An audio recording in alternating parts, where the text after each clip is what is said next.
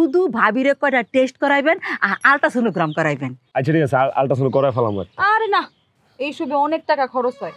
শোনো, তুমি অনেক কষ্ট করে টাকা আয় করো, কিন্তু তোমার এক একটা টাকার থেকে রক্ত পানি করা ঘামের গন্ধ আসে। আর তুমি তো বসলে চিন্তা করো কেন? তোমারই তো কে ভাবতে গেছে? আমগোর বাচ্চার ভবিষ্যতের লেগে তো আমি যা করার করবো।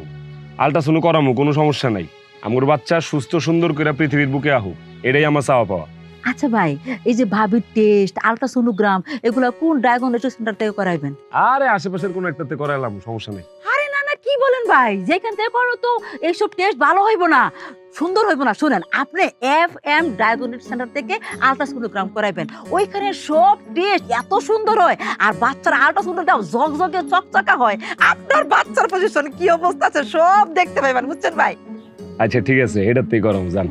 আর শুনেন, আমি ভাবিরে কিছু যে ক্যালসিয়াম ভিটামিন এগুলো দিতেছি, এগুলো সব ঠিকঠাক মতো নিয়মিত খাইবেন, ঠিক আছে? একদম মিস করবেন না, আর খবরদার বাড়িতে চুটাইবেন না, শুয়ে থাকবেন। না না, বাড়ি জিনিস মার উন্নয়নের আমি